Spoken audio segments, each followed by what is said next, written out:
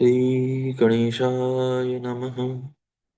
गुरुर्ब्रह्मा गुरुर्विष्णु गुरुर्देवो महेश्वरा। गुरुर्साक्षात् परब्रह्म तस्मै श्री गुरुवे नमः। त्वमेव माता च पिता त्वमेव बन्धुः च सखा त्वमेव विद्या द्रविणं त्वमेव सर्वं मम देव देव।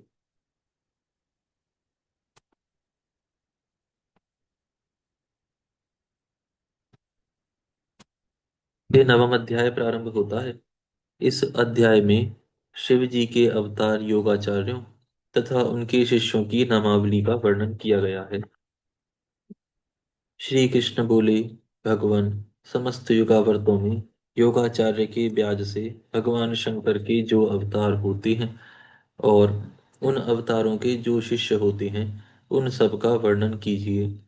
उपमन्यु जी ने कहा, श्वेत, सुतार, मदन, सुहोत्र, कंक, लो, लोगाक्षी, महामायावी, जगिष्व, दधिवाहा, ऋषभ मुनि, उग्र, अत्रि, सुपालक, गौतम, वेदशिरा मुनि, गोकर्ण, गुहावासी, शिखंडी, जटामाली, अट्टहास, दारुक, लांगुली, महाकाल, शूली, दंडी, मुंडीश, सहिष्णु, सोम शर्मा और नकुलीश्वर, ये वाराह कल्प के इस सातवें मनवंतर में युग क्रम से 28 योगाचार्य प्रकट हुए हैं।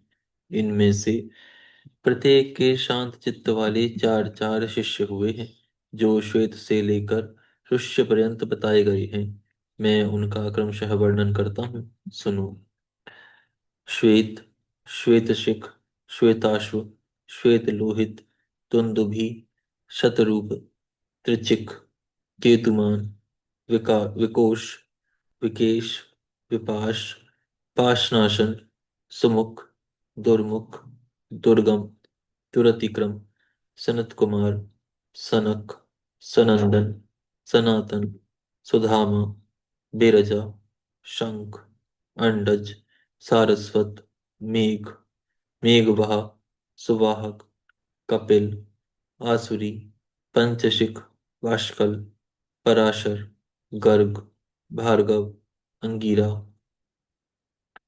बलबंधु, निरामित्र, केतुशृंग, तपोधन, लंबोदर, लंब, लांपात्मा, लंबकेशक, सर्वज्ञ, समबुद्धि, साध्य बुद्धि, सुधामा, कश्यप, वशिष्ठ, विरजा, अत्रि, उग्र, गुरुश्रेष्ठ, श्रवण, शविष्ठक, कुणी, कुणबाहु, कुशरीर, कुनेत्रक, काश्यप, उष्ण, च्यवन, बृहस्पति, उतथ्य, वामदेव, महाकाल, महानिल, वाचस्रवा, सुवीर, श्यावक, यतीश्वर, हिरण्यनाभ, कौशल्य, लोकाक्षी, कुथुमी, सुमंतु, जैमिनी, कुबंध, कुशकंधर, लक्ष, दर्भायणी, केतुमान, गौतम, भल्लवी, मधुपिंग, श्वेतकेतु,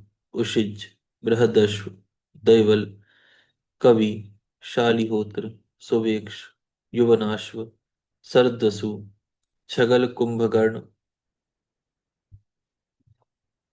छगल, कुंभकर्ण, कुंभ, प्रभाहुक, उलूक, विद्युत, शंबुक, अश्वलायन, अक्षपाद, कणाद, उलूक, वत्स, कुशिक, गर्ग, मित्रक और ऋष्य, ये योगाचार्य रूपी महेश्वर के शिष्य हैं। इनकी संख्या 112 है। ये सब के सब सिद्ध पाशुपत हैं। इनका शरीर भस्म से विभूषित रहता है। ये संपूर्ण शास्त्रों के तत्वज्ञ, वेद और वेदांगों के पारंगत, विद्वान, शिवाश्रम में अनुरक्त, शिव ज्ञान परायण, सब प्रकार की आसक्तियों से युक्त, एकमात्र भगवान शिव में ही मन को लगाए रखने वाले, संपूर्ण द्वंद्वों को सहने वाले, धीर, सर्वभूत हितकारी, सरल, कोमल, स्वस्थ, क्रोध शून्य और जितेंद्रिय होते हैं। रुद्राक्ष की माला ही इनका आभूषण है। उनके मस्तक त्रिपुंड से अंकित होते हैं।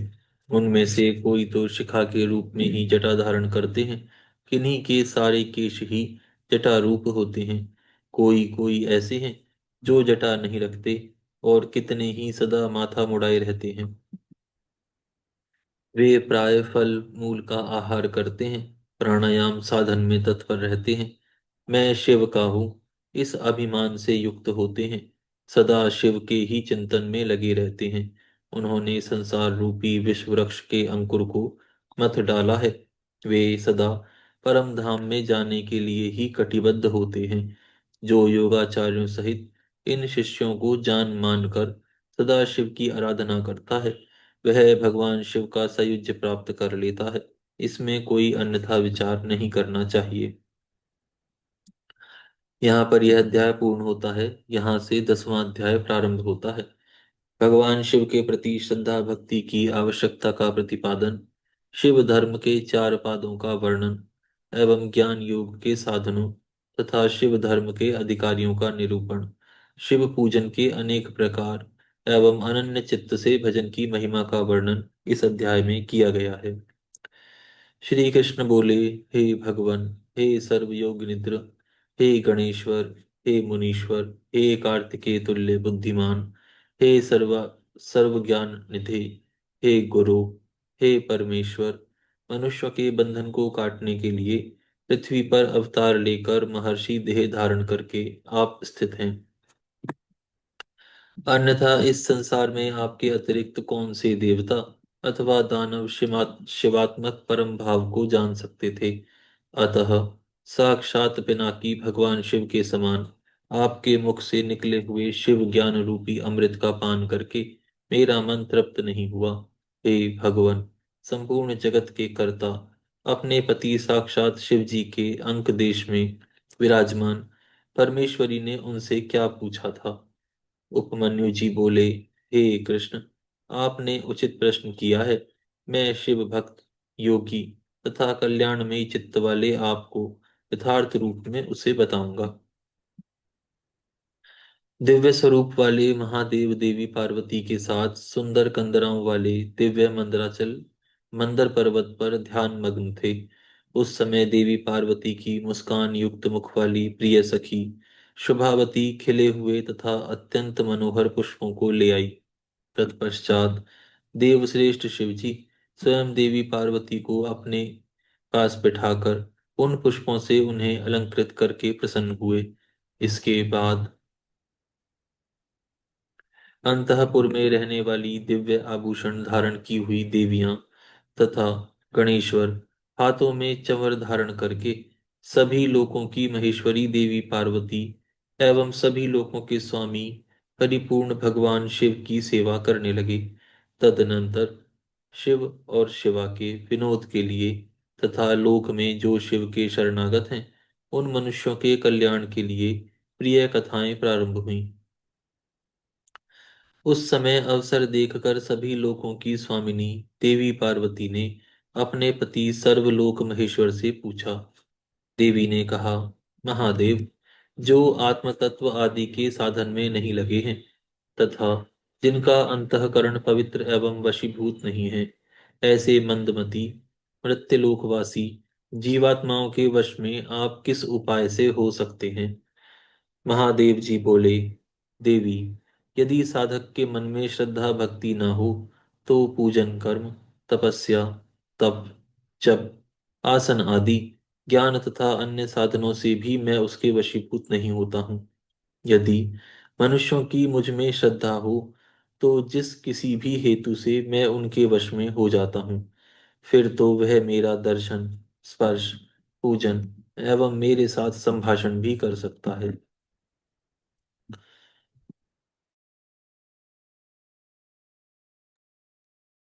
अतः जो मुझे वश में करना चाहे उसे पहले मेरे प्रति श्रद्धा करनी चाहिए। श्रद्धा ही स्वधर्म का हेतु है और वही इस लोक में वर्णाश्रमी पुरुषों की रक्षा करने वाली है।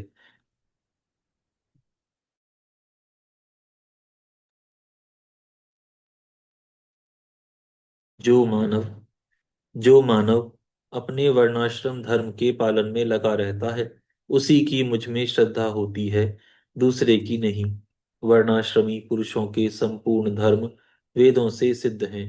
पूर्व काल में ब्रह्मा जी ने मेरी ही आज्ञा लेकर उनका वर्णन किया था।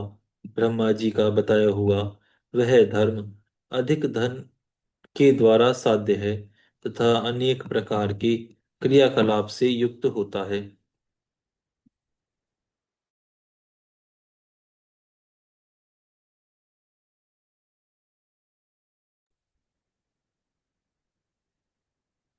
उससे मिलने वाला अधिकांश फल अक्षय नहीं है तथा उस धर्म के अनुष्ठान में अनेक प्रकार के क्लेश और आयास उठाने पड़ते हैं। उस महान धर्म से परम दुर्लभ श्रद्धा को पाकर जो वर्णाश्रमी मनुष्य अनन्य भाव से मेरी शरण में आ जाते हैं, उन्हें सुखद मार्ग से धर्म, अर्थ, काम और मोक्ष प्राप्त होते हैं।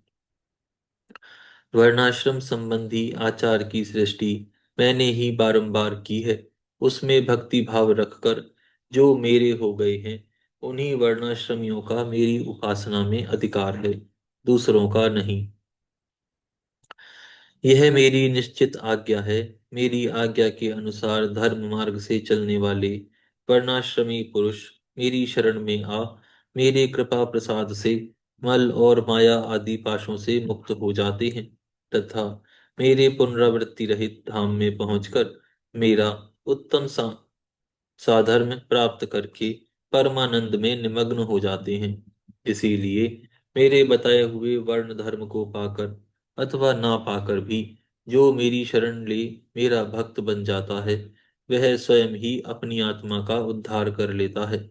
यह कोटि कोटि गुना अधिक अलब्ध लाभ है। अतः मेरे मुख से प्रतिपादित वर्ण धर्म का पालन अवश्य करना चाहिए। हे शुभे, हे आर्य, योगाचार्यों के बहाने से मेरे हजारों अवतार तथा संततियों संततियां अभी मनवंतरों में होते हैं। हे सुरेश्वरी, योग निष्ठा शून्य असद बुद्धि वाले तथा भक्ति रहित लोगों को मेरी अवतार परंपरा का ज्ञान दुर्लभ होता है। अतः प्रयत्न पूर्वक वर्णाश्रमोचित आचार का आश्रय ग्रहण करना चाहिए।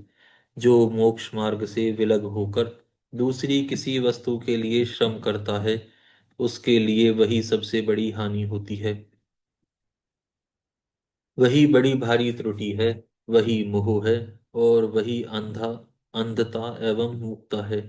देवेश्वरी, मेरा जो सनातन धर्म है वह चार चरणों से युक्त बताया गया है। उन चरणों के नाम हैं ज्ञान, क्रिया, चर्या और योग। पशु, पाश और पतिका। ज्ञान ही ज्ञान कहलाता है। गुरु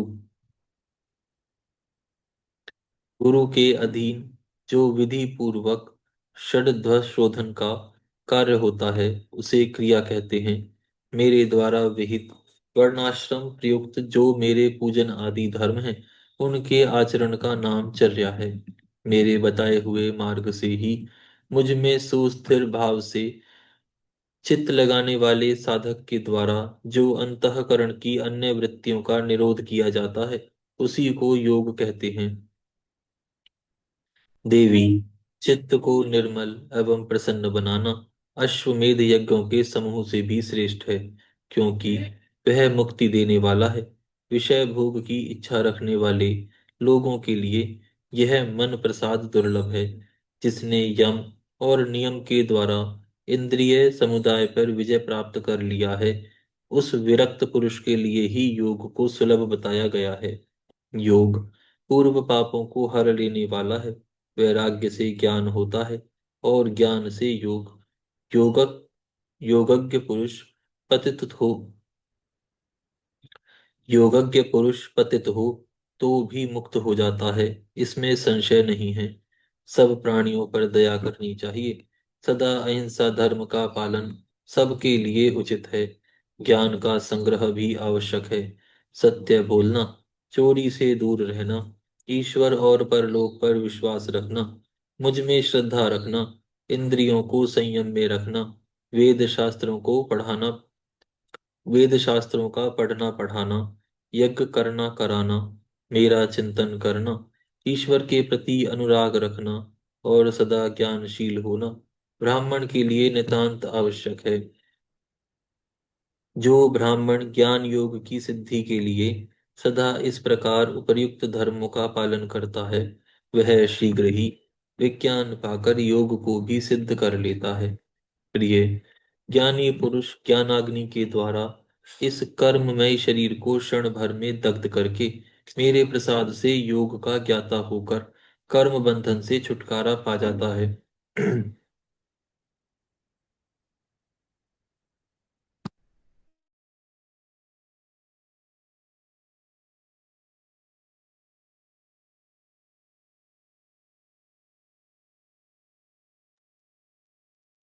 अन्य पापमयी जो कर्म है उसे मोक्ष का प्रतिबंधक बताया गया है।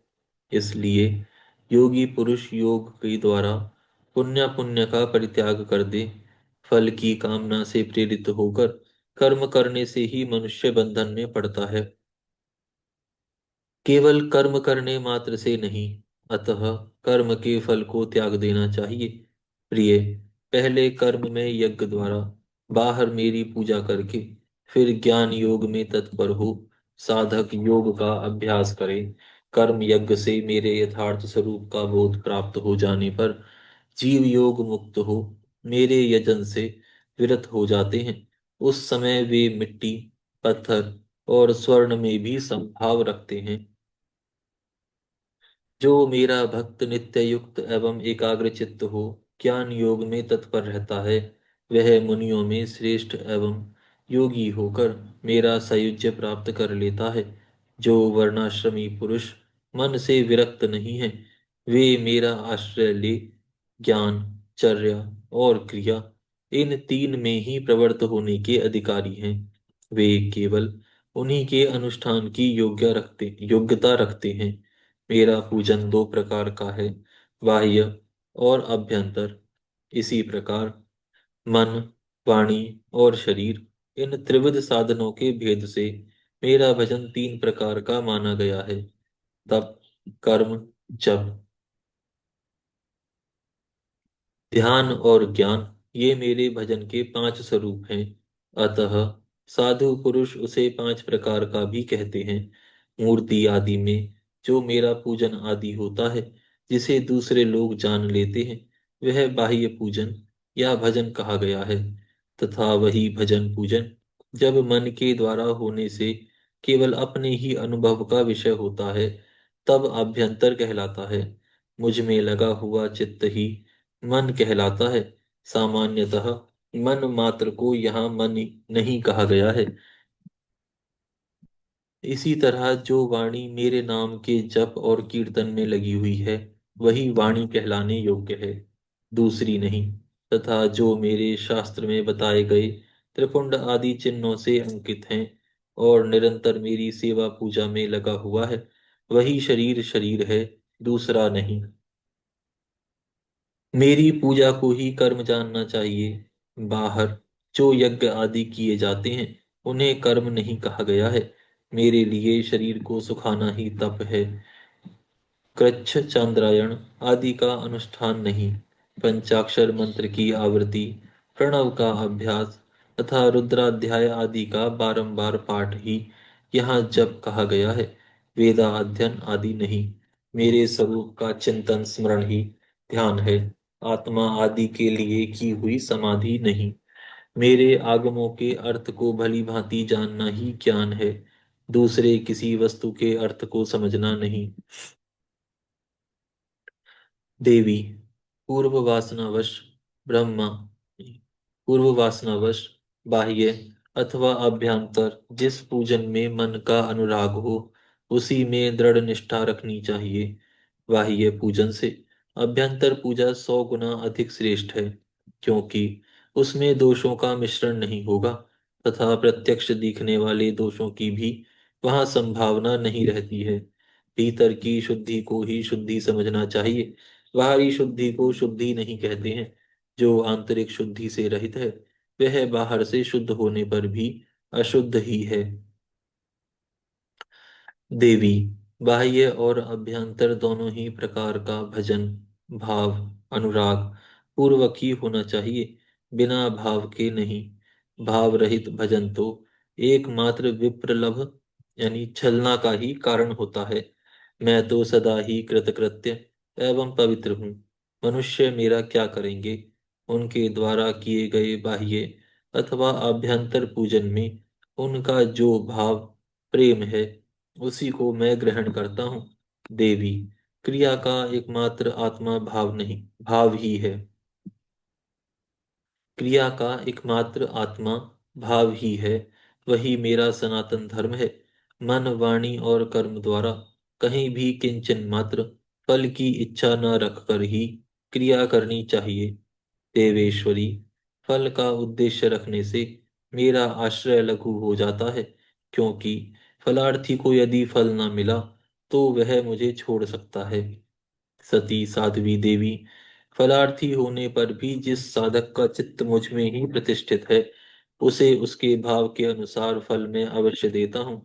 जिसका मन फल की इच्छा न रखकर ही मुझ में लगता है, परंतु पीछे वे फल चाहने लगे हों, वे भक्त भी मुझे प्रिय हैं। जो पूर्व संस्कार वश ही फलाफल की चिंता ना करके विवश हो मेरी शरण लेते हैं, वे भक्त मुझे अधिक प्रिय हैं। परमेश्वरी, उन भक्तों के लिए मेरी प्राप्ति से बढ़कर दूसरा कोई वास्तविक लाभ नहीं है, तथा मेरे लिए भी वैसे भक्तों की प्राप्ति से बढ़कर और कोई लाभ नहीं है। मुझ में समर्पित हुआ उनका भाव मेरे अनुग्रह से ही उनको मानो बलपूर्वक परम निर्वाण रूप फल प्रदान करता है। जिन्होंने अपने चित्त को मुझे समर्पित कर दिया है, अतएव जो मेरे अनन्य भक्त हैं, वे महात्मा पुरुष ही मेरे धर्म के अधिकारी हैं। उनके 8 लक्षण बताए गए हैं।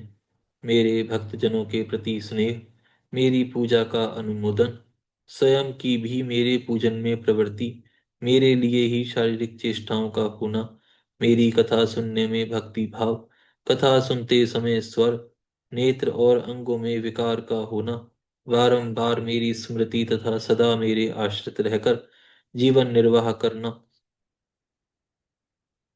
ये 8 प्रकार के चिन्ह आदि किसी मलेच्छ में भी हों, तो वह विप्र शिरोमणि श्रीमान मुनि है, वह सन्यासी है और वही पंडित है। जो मेरा भक्त नहीं है, वह चारों वेदों का विद्वान हो तो भी मुझे प्रिय नहीं है, परंतु जो मेरा भक्त है, वह चांडाल हो तो भी प्रिय है। उसे उपहार देना चाहिए, उससे प्रसाद ग्रहण करना चाहिए, तथा वह मेरे समान ही पूजनीय है। जो भक्ति भाव से मुझे पत्र, पुष्प, फल अथवा जल समर्पित करता है, उसके लिए मैं अदृश्य नहीं होता हूँ, और वह मेरी भी दृष्टि से कभी ओझल नहीं होता है। यहाँ पर यह अध्याय पूर्ण होता है। यहाँ से 11वां अध्याय प्रारंभ होता है। इस अध्याय में वर्णाश्रम धर्म तथा नारी धर्म का वर्णन, शिव जी के भजन, चिंतन एवं ज्ञान की महत्ता का प्रतिपादन किया गया है। महादेव जी कहते हैं, देवेश्वरी, अब मैं अधिकारी, विद्वान एवं श्रेष्ठ ब्राह्मण भक्तों के लिए संक्षेप से वर्ण धर्म का वर्णन करता हूँ। तीनों काल स्नान, अग्निहोत्र, विधिवत शिवलिंग पूजन, दान, ईश्वर प्रेम, सदा और सर्वत्र दया, सत्य भाषण, संतोष, आस्तिकता, किसी भी जीव की हिंसा न करना, लज्जा, श्रद्धा, अध्ययन, योग, निरंतर अध्यापन, व्याख्यान, ब्रह्मचर्य, उपदेश श्रवण, तपस्या, क्षमा, शौच, शिखा धारण, यज्ञोपवीत धारण, पगड़ी धारण करना, दुपट्टा लगाना, निषिद्ध वस्तु का सेवन ना करना, भस्म धारण करना तथा रुद्राक्ष की माला पहनना, प्रत्येक पर्व में विशेषतः चतुर्दशी को भगवान शिव की पूजा करना, ब्रह्मकूर्च का पान, प्रत्येक प्रत्येक मास में ब्रह्मकूर्च से विधि पूर्वक मुझे नहलाकर मेरा विशेष रूप से पूजन करना, संपूर्ण क्रियान का त्याग, श्राद्धान्न का परित्याग, बासी अन्न, तथा विशेषतः यावक यानी कुल्थी या बोरो धान का त्याग।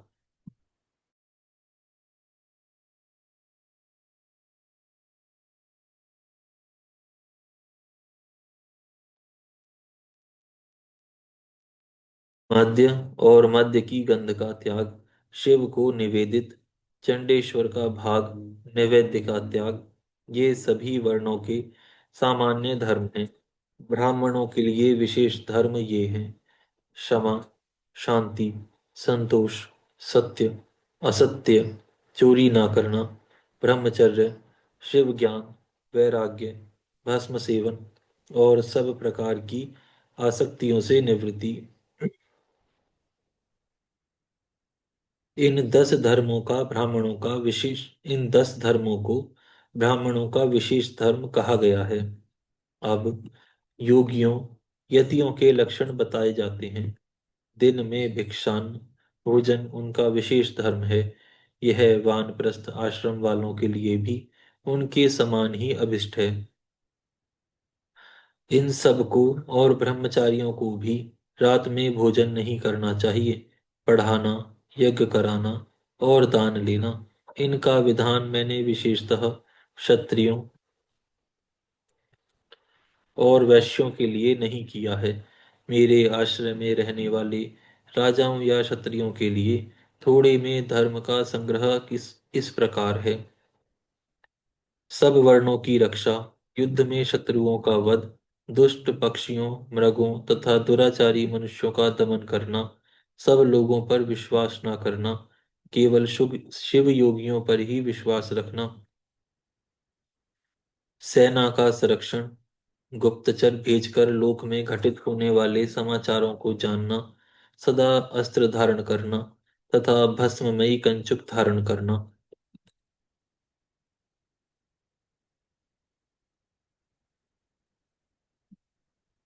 आज हम यहाँ विराम करते हैं, फिर कल से प्रारंभ करेंगे। हे गौ माता, आप सभी देवताओं की माता, सभी पुण्यों का पुण्य, सभी तीर्थों का तीर्थ हैं। हम सभी आपको दंडवत प्रणाम करते हैं। आपकी कृपा सदैव हमारे ऊपर बनी रहे।